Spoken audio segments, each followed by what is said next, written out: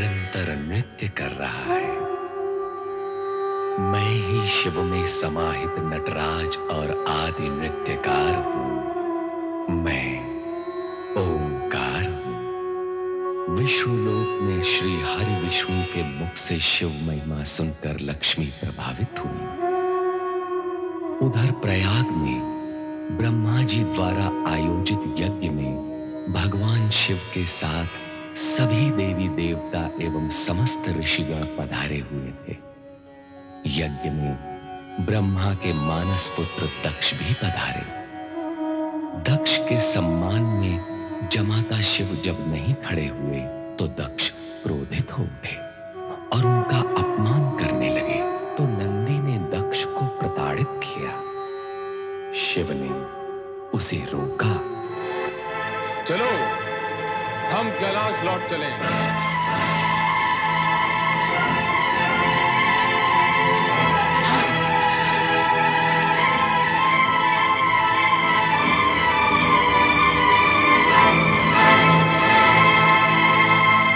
पुत्र दक्ष, यज्ञ पूर्ण करो। इतना सब कुछ हो जाने के उपरांत इस यज्ञ का आरती क्या रह गया पिताश्री? मेरा चित्त यहां से हट चुका है। दक्ष, पुत्र दक्ष, तनिक सुनो।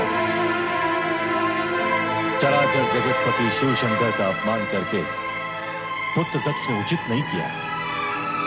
अकारण क्रोध का परिणाम अच्छा नहीं होता। क्या हुआ नाथ? क्या बात है? आप तो यज्ञ में गए थे। यज्ञ के अनुष्ठानों के उपरांत तो चित्त शांत हो जाता है। और आपका स्वास्थ्य तो ठीक है ना स्वामी? कहे तो राजवैद्य जी को... मुझे कुछ नहीं हुआ। दक्ष प्रजापति को कुछ नहीं हो सकता। सर्वनाश के दिन तो आ गए उस अहंकारी भूतनाथ के, जिसने आज भरी सभा में मेरा अपमान किया है। आप जामाता जी की बात कर रहे हैं? क्या किया है उन्होंने जो आप क्रोध में बिफरे जा रहे हैं? क्या नहीं किया उसने? भूत प्रेत निशाचरों के साथ शमशान में रहने वाले उस औगड़ शिव का दुस्साहस तो देखो। बड़े बड़े देवताओं और ऋषि मुनियों ने जिस दक्ष का अभिवादन किया हो, उसी की उपेक्षा कर डाली उसने। गणमान्य विद्वान या महत्वपूर्ण व्यक्ति के रूप में न सही, ससुर के रूप में तो मुझे नमन कर ही सकता था। हो सकता है उनका पूरा ध्यान उस समय यज्ञ की ओर लगा हो। तुम उस नीच का साथ दे रही हो महारानी, जिसके टेढ़े तिरछे मुख वाले गणों ने मेरा जी भर के अपमान किया है, मेरे ब्राह्मणत्व को ललकारा है, श्राप दिया है मुझे। अवश्य आपने भी कुछ कहा होगा, तभी तो... एक तो तुम हो जो उस चटा झूठधारी नंग धड़ंग जामाता पर अपने हृदय का पूरा प्रेम उड़ेल रही हो, और दूसरे हैं मेरे पिता, जिनके दबाव में आकर मुझे अपनी सती का विवाह उस दुष्ट के साथ करना पड़ा। मेरा वश चले तो... बस कीजिए स्वामी, बस कीजिए। आपका ये शिव क्रोध मुझे किसी अनिष्ट की चेतावनी दे रहा है। भगवान के लिए मुख से एक भी अपशब्द मत निकालिएगा। मुख से कहने से क्या लाभ? अब तो अपमान का बदला अपमान से ही लिया जाएगा। महारानी, मैं शीघ्र ही एक महान यज्ञ का आयोजन करूंगा, जिसमें मैं तुम्हारे लाडले जामाता को कदापि कदापि आमंत्रित नहीं करूंगा। ये आप क्या? इतना ही नहीं, उसका यज्ञ भाग भी उसे नहीं मिलेगा, कदापि नहीं मिलेगा। प्रतिशोध लूंगा मैं, प्रतिशोध, प्रतिशोध, प्रतिशोध। शिव शंकर से प्रतिशोध लेने के लिए निश्चय कर चुके हठधर्मी और क्रोधी पुत्र दक्ष से पिता ब्रह्मदेव ने प्रयाग यज्ञ तो किसी प्रकार संपूर्ण करवा लिया, किंतु उसके अनिष्टकारी निश्चय से आशंकित एवं अशांत ब्रह्मदेव ब्रह्मलोक का अपना कमलासन त्याग कर एकांत में चिंतन के लिए चले गए। नारायण नारायण। परमपिता ब्रह्मा कहाँ है आप? आज आपका ये कमलासन रिक्त क्यों है? कृपया पधारिए। ओम नमः शिवाय।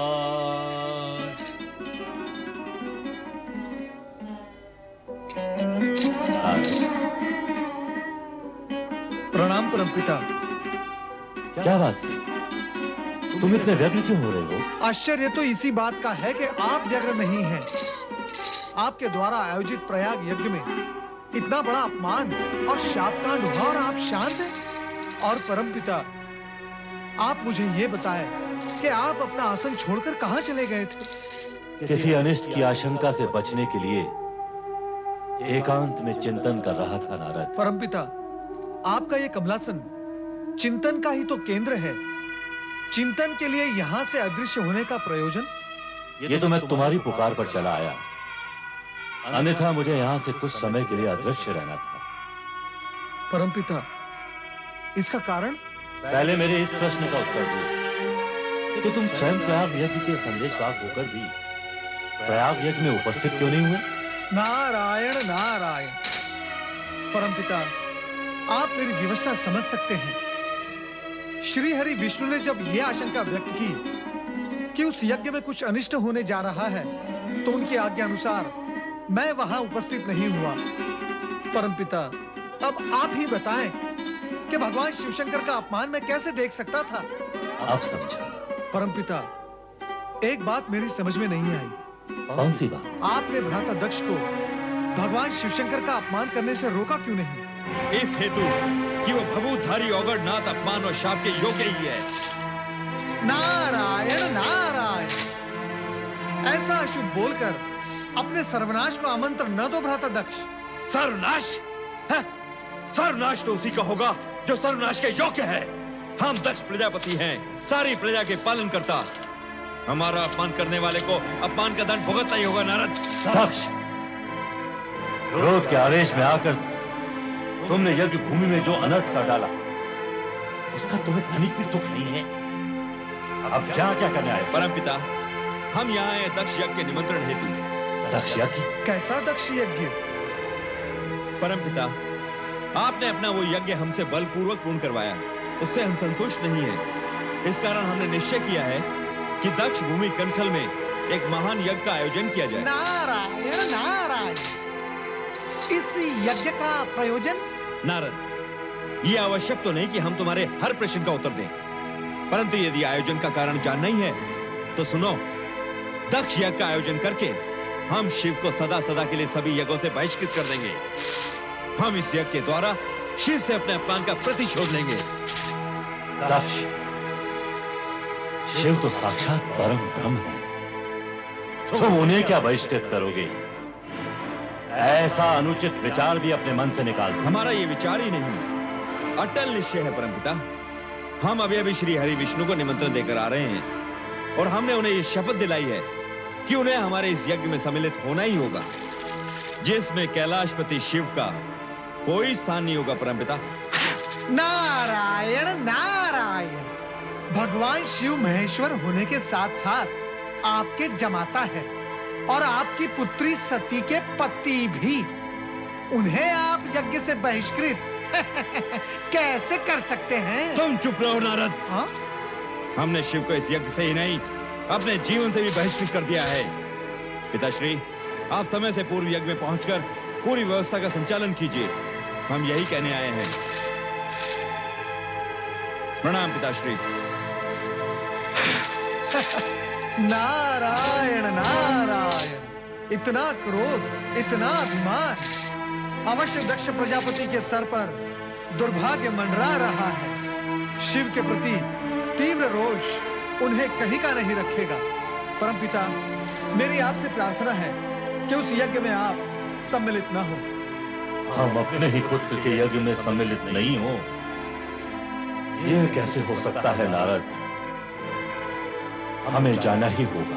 परमपिता, आपने एक बार तो भगवान शिवशंकर का अपमान देख लिया, क्या दूसरी बार आप वही देखने के इच्छुक हैं? उचित यही होगा कि आप उस यज्ञ का बहिष्कार करें। दुविधा में न डालो नारद, हमें अपने कर्तव्य का पालन करने दो। हमें तो बस इतना ज्ञात है कि हर कार्य शिव की इच्छा अनुसार ही होता है। पता नहीं इस बार शिव की इच्छा क्या है। दक्ष के मन में जो इतना भयंकर क्रोध भड़क रहा है, वो बता रहा है कि सदाशिव इस यज्ञ के माध्यम से कोई विशेष कार्य संपन्न कराने के इच्छुक है। वो कार्य क्या है, ये हमें भी जानना है। नारायण नारायण। परमपिता, यदि आपको ज्ञात नहीं है तो कैलाश जाकर स्वयं भगवान शिवशंकर से पूछ लीजिए। नहीं नारद, दक्ष के पिता होने के नाते हम भी उत्तरदायी हैं। भगवान शिव के पास जाने का ये उचित अवसर नहीं है। हमें स्वयं श्री हरि विष्णु के पास जाकर इस विषय में परामर्श करना होगा। जैसी आपकी इच्छा, परंतु मैं इस अनर्थकारी यज्ञ को रोकने का पूर्ण प्रयत्न करूंगा। नारायण नारायण। देवादिदेव महादेव ने प्रयाग यज्ञ में दक्ष को श्राप न देकर अपने पराग पर ब्रह्म होने का परिचय दिया है, परंतु उस अज्ञानी दक्ष को यह ज्ञात नहीं कि शिव का सम्मान संपूर्ण त्रिलोकी का सम्मान है और शिव का अपमान संपूर्ण ब्रह्मांड का अपमान है। दक्ष को तो मुझे अपना पुत्र कहने में भी लज्जा आती है, लज्जा। चतुरानन, जिसे लाज आनी थी वो तो सर उठाकर घूम रहा है। दक्ष मेरे पास आमंत्रण लेकर आया था, उसने स्वयं एक और महायज्ञ का आयोजन किया है।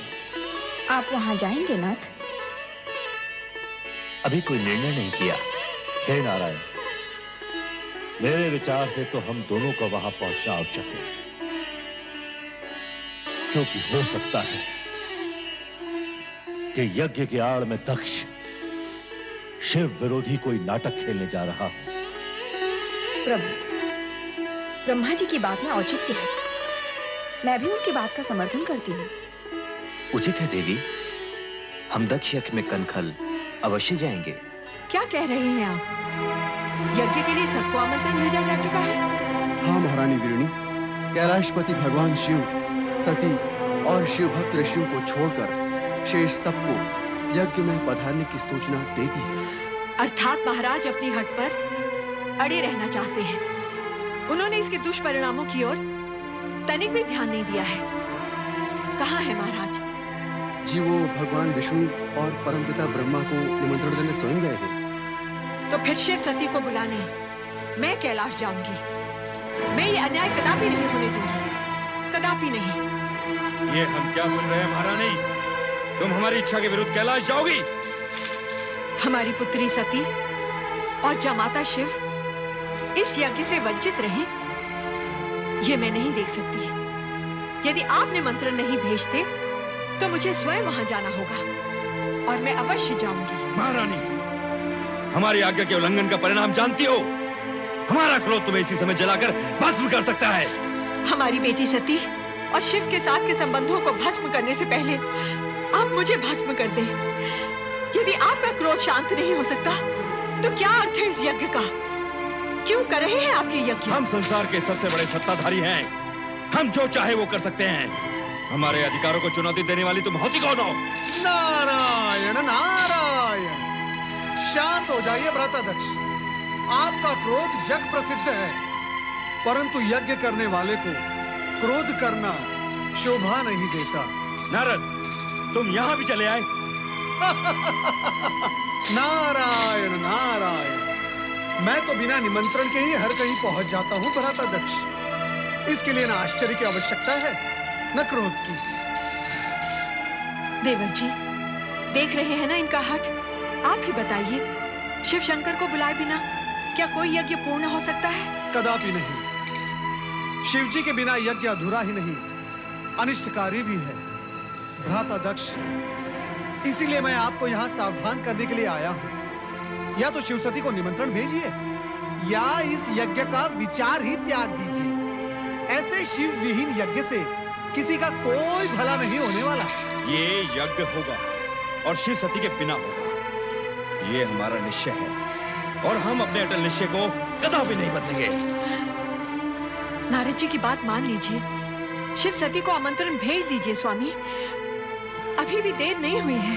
यदि आपको शिव जी के पास कैलाश जाना स्वीकार नहीं है तो मैं चला जाऊंगा आपका भाई होने के नाते। भावज वीरणी की बात मान लीजिए भ्राता। एक तो तुम बिना बुलाए हमारा क्रोध जगाने यहाँ चले आए हो, दूसरे यज्ञ में हस्तक्षेप करने का साहस कर रहे हो। नारद, हम कहते हैं चले जाओ यहाँ से, चले जाओ। आप ये क्या कर रहे हैं स्वामी? देवर्षि नारद आपके भ्राता होने के साथ साथ सबके पूज्य भी हैं। नारायण नारायण। विनाश काले विपरीत बुद्धि, किसी ने ठीक ही कहा है। जब विनाश समीप आता है तो बुद्धि भी विपरीत हो जाती है। अब मैं ना आपके इस महल में आऊंगा, ना आपके उस अनिष्टकारी यज्ञ में। भवज गिरणी, अब आज्ञा दीजिए। भगवान भोलेनाथ आपका कल्याण करेंगे। नारायण नारायण।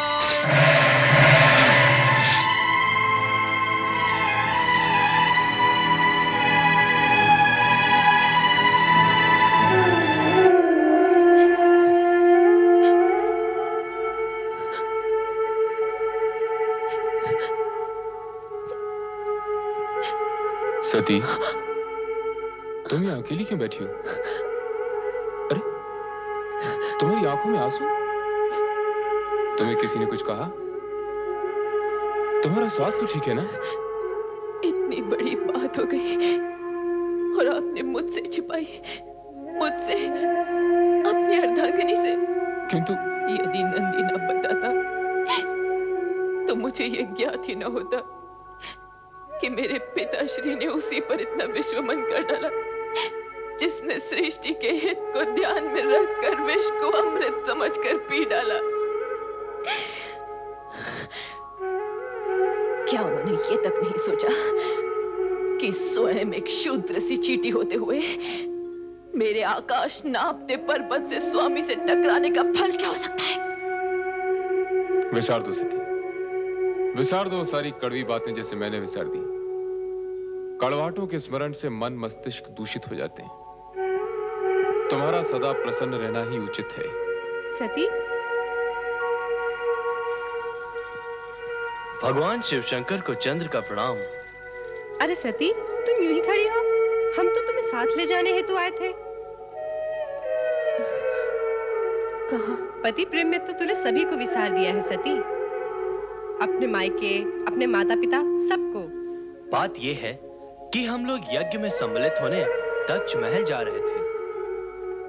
सोचा आप लोगों को भी साथ लेते चलें, किंतु आप लोग तो अभी हमें पिताश्री ने निमंत्रित नहीं किया। ये कैसे हो सकता है कि हमें तो आमंत्रित करने वे स्वयं आए और तुम्हें विसार दें? यज्ञोजन कोई छोटा मोटा काम नहीं। हो सकता है व्यस्तताओं के कारण इस महत्वपूर्ण कार्य का स्मरण न रहा हो। मैं अभी जाकर स्वयं उनसे पूछकर निमंत्रण भिजवाता हूं। तो हमें अब आज्ञा दीजिए।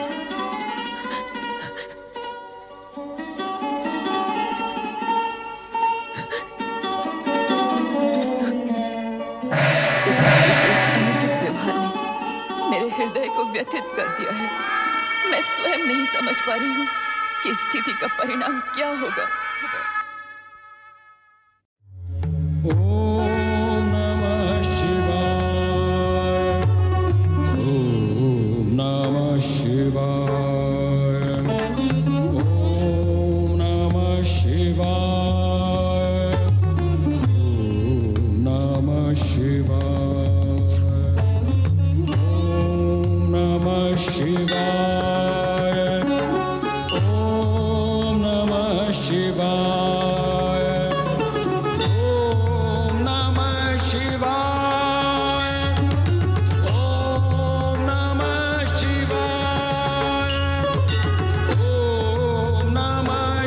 शिवाय, ओम नमः शिवाय, ओम नमः शिवाय।